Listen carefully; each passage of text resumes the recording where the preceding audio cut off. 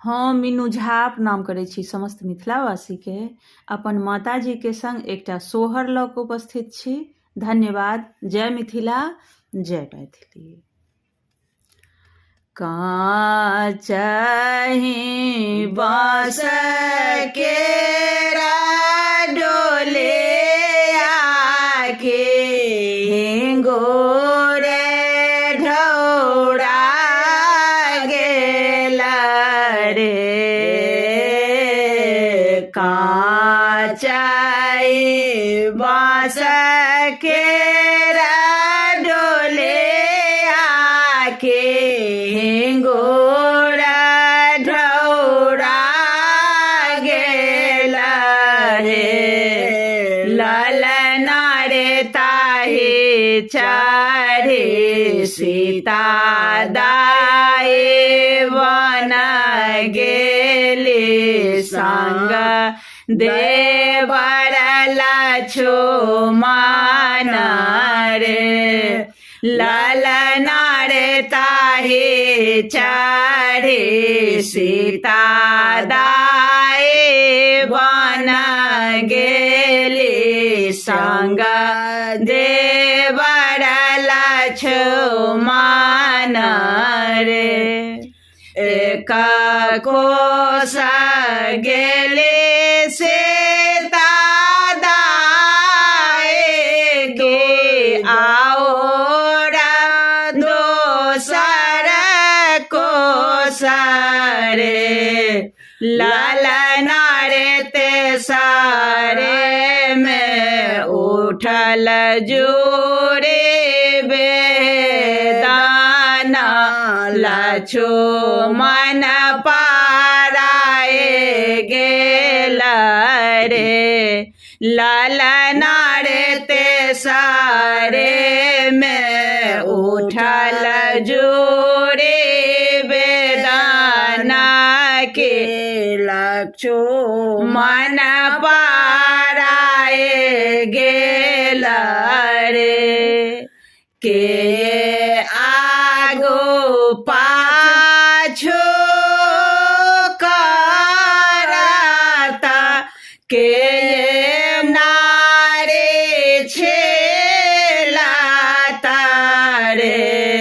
ललना रे के ये जायता अवधपुरा के खबर जाना रे।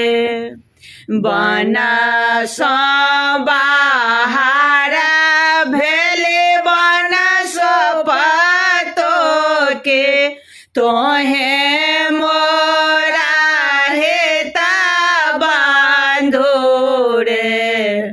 सीता है हमाहिता आगो पाछो करब हम ही नारे छेलाब रे। बन सो बाहर भेला नाओ आके तोहे मोरा हेता बांधो रे। नौवारे तोहे जाहे अवधपुरा के खबर जाना बहरे। पहिने जनाब राजा दशरथ तखन कौशल्या रानी रे। पहिने जानाय राजा दशरथ तखन कौशल्या रानी रे। ललना रे सौंसे अयोध्या जानाय बड़ा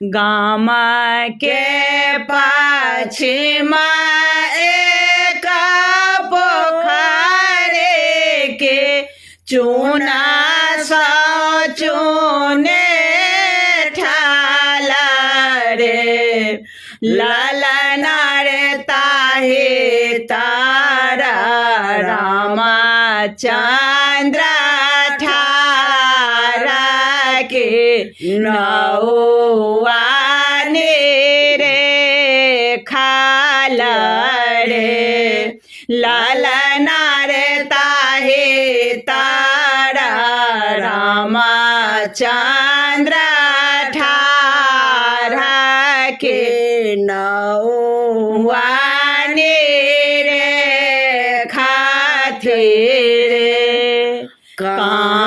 कहाँ केरा तो है नौआ के कहाँ के ने जाए छहारे ललना रे किना के जन्म नंदा लाला के खबरे जानाया बड़े बनाही केरा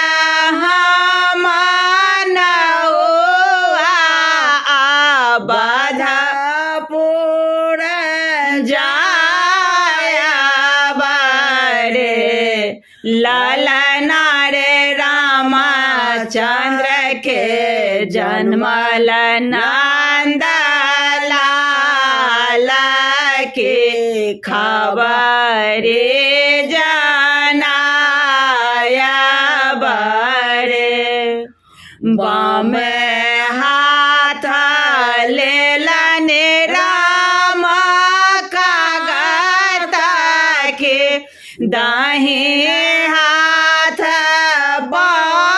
बचाथे रे ललना रे पहिला बिरोग सीता बेसारा थो